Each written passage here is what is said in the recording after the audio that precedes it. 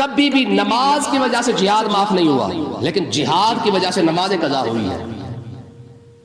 نماز کی وجہ سے جہاد قضا، ہاں جہاد کی وجہ سے نماز قضا ہوئی ہے۔ غزوہ خندق کے موقع پر آقا علیہ الصلوۃ والسلام میدان جہاد میں ہی تو تھے، میدان جنگ میں تو تھے، 3 نمازیں حضور کی قضا ہو گئی، جہاد کی وجہ سے نماز قضا ہو گئی نا۔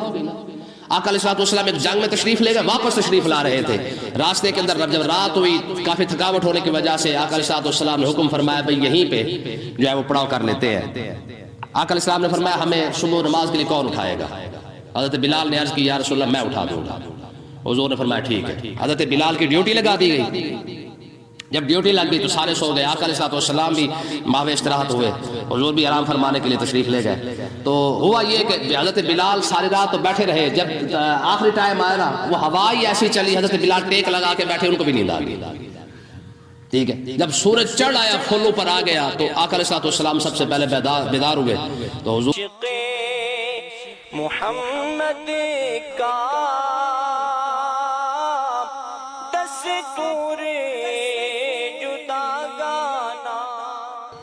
اعوذ باللہ من الشیطان الرجیم، بسم اللہ الرحمن الرحیم، حافظوا علی الصلوات والصلاة الوسطی وقوموا للہ قانتین، فإن خفتم فرجالا او رکبانا فإذا امنتم فاذکروا اللہ کما علمکم ما لم تکونوا تعلمون۔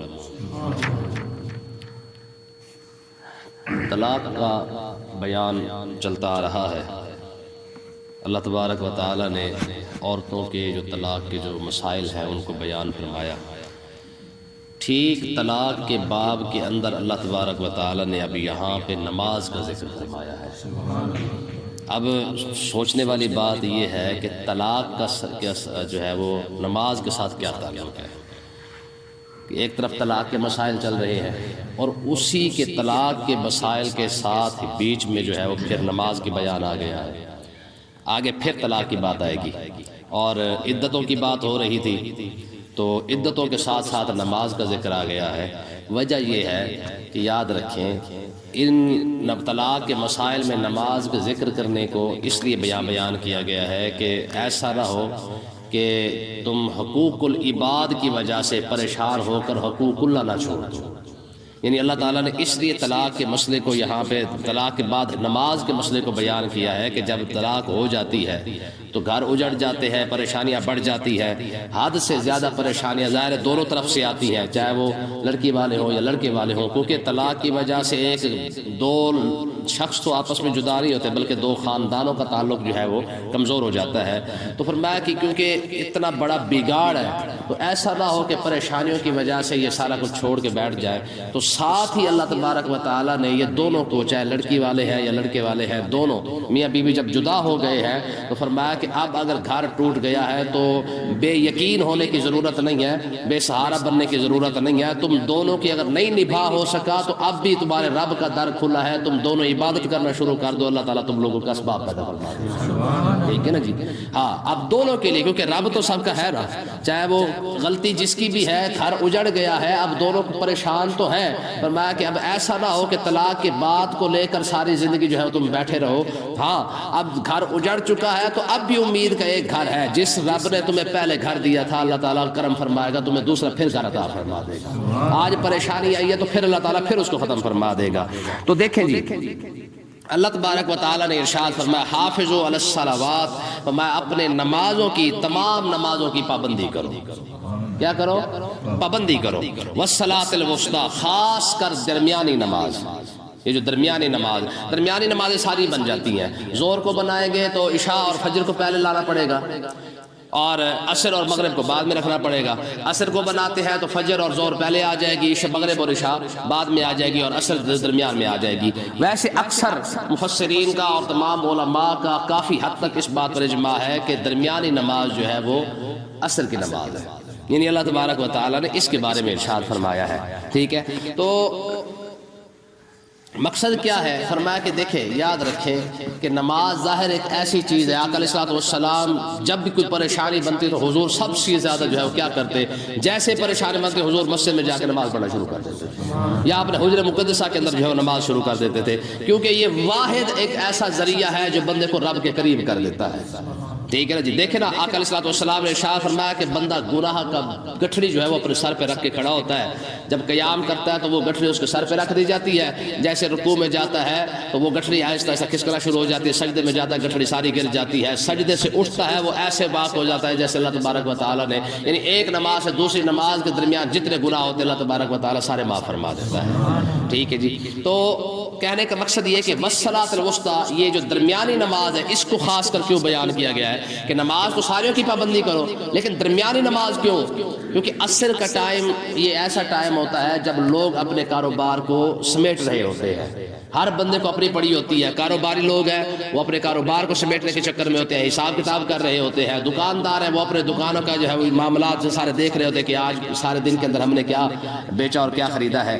تو اس طریقے سے ہر کاروباری بندہ, ہر شخص جو ہے وہ عصر کا ٹائم کیونکہ دن ختم ہونے والا ہوتا ہے تو اپنے معاملات کو سمیٹ رہا ہوتا ہے, تو ٹائم کم ہوتا ہے. تو اللہ تبارک و تعالیٰ نے اسی وجہ سے فرمایا جب مصروفیات بڑھ جائے اور اس مصروفیت کے اندر اپنے رب کے لیے خاص کر جو ہے وہ ٹائم نکالو, اس لیے فرمایا کہ یہ درمیانی نماز ہے اس کا خاص خیال رکھنا کیونکہ یہ مصروفیت کا ٹائم ہوتا ہے. ٹھیک ہے جی.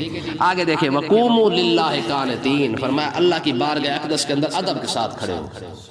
جب نماز پڑھنے آ گئے تو پھر سستی نہیں ہو سکتی ہے, پھر جناب اعلیٰ کوئی پریشانی, کوئی جو ہے اس میں کوئی حرکت نہیں ہو سکتی ہے, کوئی کھانا پینا نہیں ہو سکتا ہے, کوئی اس میں بات نہیں ہو سکتی ہے.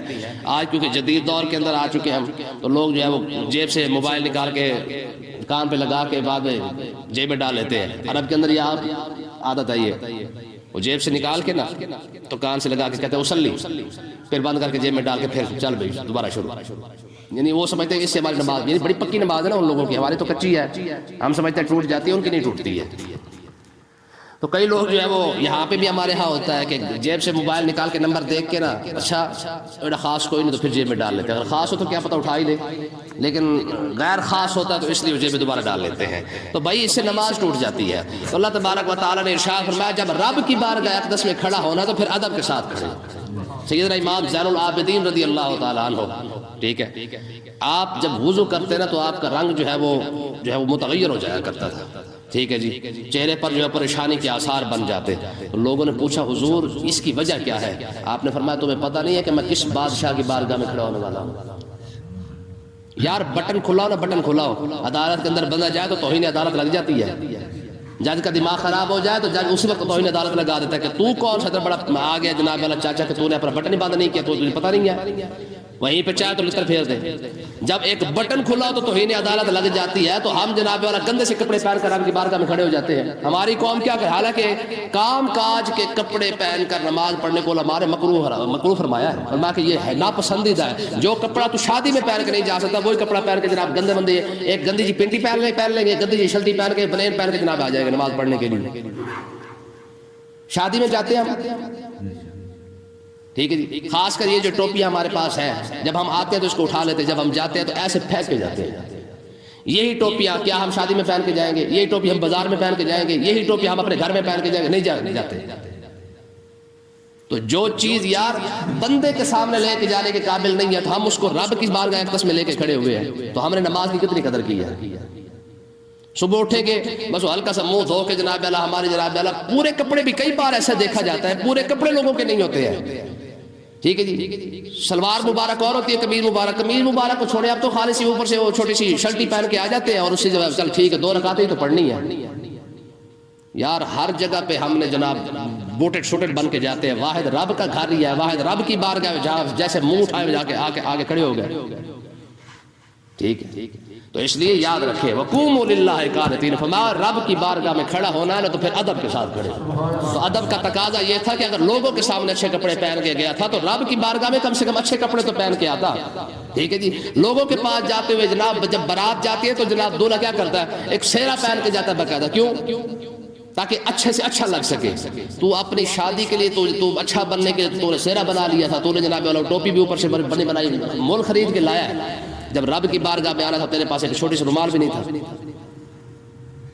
کتنی بڑی بات ہے. تو اللہ تعالی ہمیں نماز کا ادب کرنے کی توفیق عطا فرمائے. اگلی بات دیکھیں جی, فرمایا فَإِنْ خِفْتُمْ فَرِجَالًا أَوْ رُكْبَانًا. اب یہاں پہ مجاہدین کی شان اور ان کا جنگ میں لڑنے کے جو طریقہ ہے اور اس کے اندر اللہ تبارک و تعالی نے جو ان کو سہولیات عطا فرمائی ہیں اس کا بیان ہے. ٹھیک ہے، فرمایا فَإِنْ خِفْتُمْ، اگر تم حالت خوف کے اندر ہو، یعنی جنگ ہو رہی ہو اور دشمن حملہ آور ہو چکا ہے، تو اب فَرِجَالًا أَوْ رُكْبَانًا، اب تم پیدل ہو یا تم اور رکبانا، یا تم کسی سواری پر ہو، یعنی گھوڑے پر ہو یا میدان جنگ کے اندر جو بھی سواری استعمال ہو سکتی ہے، تم اگر اس پر بیٹھے ہو تو جیسے تم چاہو اس طریقے سے نماز پڑھو. ٹھیک ہے، دیکھیں حضرات مجاہدین کو کتنی اللہ تبارک و تعالی نے یہ شان عطا فرمائی ہے. جب حالت جنگ کے اندر نماز کا ٹائم ہو جائے، اول تو معاف نہیں ہے، میدان جنگ میں بھی نماز معاف نہیں ہے. ہماری قوم کے پاس تو ہزار بہانے ہیں نا. مجاہدین لڑ رہے ہوں، عین میدان جنگ کے اندر دشمن حملہ آور ہو چکا ہو تو نماز پھر بھی معاف نہیں ہے. ہاں کس طریقے سے پڑھی جائے گی؟ اب اللہ تبارک و تعالیٰ نے فرمایا معاف تو نہیں ہو سکتی ہے، ہاں اتنا ضرور ہے، اب مجاہدین جو میدان جنگ کے اندر لڑ رہے ہیں، ادھر سے گولیاں بھی چلا رہے ہیں، ادھر سے جناب تیر چلا رہے ہیں، تلوار چلا رہے ہیں، فرمایا اب اتنا کر لو، تم پر سجدہ بھی معاف ہو گیا، تم پر رکوع بھی معاف ہے. مجاہد پر رکوع بھی یہ اس بندے کے لیے جو لڑ رہا ہے، اگر کوئی پیچھے کھڑا ہوا تو اس پر معاف نہیں ہے. ٹھیک ہے، مجاہد پر رکوع بھی معاف ہے، مجاہد پر سجدہ بھی معاف ہے، مجاہد پر کعبے کی طرف منہ کرنا بھی معاف، اور آدھی نماز بھی معاف. یہ مجاہد کی شان ہے. ٹھیک ہے، فرمایا ہاں تم کیا کرو، فرمایا جب تم لڑ رہے ہو تو اشارے کے ساتھ تھوڑا سا رکوع بھی کر لو، تھوڑا سا سجدہ بھی کر لو، اللہ تبارک و تعالیٰ قبول فرما لے. ٹھیک ہے نا جی. یار دیکھیں ذرا مسئلے کو سمجھے. نماز اس میں بھی کوئی شک نہیں ہے، لیکن جہاد یہ کتنی بڑی بات ہے جس کو آج ساری امت مسلمہ نے چھوڑ دیا. ہماری قوم نے کیا چھوڑنا ہے؟ امت مسلمہ نے جہاد کو چھوڑ دیا. کبھی بھی نماز کی وجہ سے جہاد معاف نہیں ہوا، لیکن جہاد کی وجہ سے نماز قضا ہوئی ہے. نماز کی وجہ سے جہاد قضا، ہاں جہاد کی وجہ سے نماز قضا ہوئی ہے. غزوہ خندق کے موقع پر آقا علیہ الصلوۃ والسلام میدان جہاد میں ہی تو تھے، میدان جنگ میں تو تھے، 3 نمازیں حضور کی قضا ہو گئی. جہاد کی وجہ سے نماز قضا ہو گئی نا. آقا علیہ الصلوۃ والسلام ایک جنگ میں تشریف لے گئے، واپس تشریف لا رہے تھے، راستے کے اندر جب رات ہوئی کافی تھکاوٹ ہونے کی وجہ سے آقا علیہ الصلوۃ والسلام نے حکم فرمایا بھئی یہیں پہ جو ہے وہ پڑاؤ کر لیتے ہیں. آقا علیہ السلام نے فرمایا ہمیں صبح نماز کے لیے کون اٹھائے گا؟ حضرت بلال نے عرض کی یا رسول اللہ میں اٹھا دوں گا. حضور نے فرمایا ٹھیک ہے. حضرت بلال کی ڈیوٹی لگا دی گئی. جب ڈیوٹی لگ گئی تو سارے سو گئے. آقا علیہ الصلوۃ والسلام بھی ماوے استراحت ہوئے، حضور بھی آرام فرمانے کے لیے تشریف لے گئے. تو ہوا یہ کہ حضرت بلال ساری رات تو بیٹھے رہے. جب آخری ٹائم آیا نا، وہ ہوا ہی ایسی چلی، حضرت بلال ٹیک لگا کے بیٹھے، ان کو بھی نیند آ گئی. ٹھیک ہے، جب سورج چڑھ آیا، فل اوپر آ گیا، تو آقا علیہ الصلوۃ والسلام سب سے پہلے بیدار ہوئے. تو حضور نے جب دیکھا کہ نماز میں قضا ہو گئی ہے تو آپ نے اللہ اکبر کا افسوس کیا. تو حضرت عمر رضی اللہ تعالیٰ عنہ نے آقا علیہ السلام کی آواز سن کر وہ بھی کھڑے ہو گئے. تو حضرت عمر تھے، انہوں نے پھر زور سے اللہ اکبر کہا تو سارے صحابہ اٹھ گئے. حضور نے فرمایا بلال کدھر ہے؟ جب بلال کو بلایا گیا آپ نے فرمایا بلال یہ تو نے کیا کیا؟ تم نے تو کہا تھا کہ میں نماز کے لیے اٹھا دوں گا.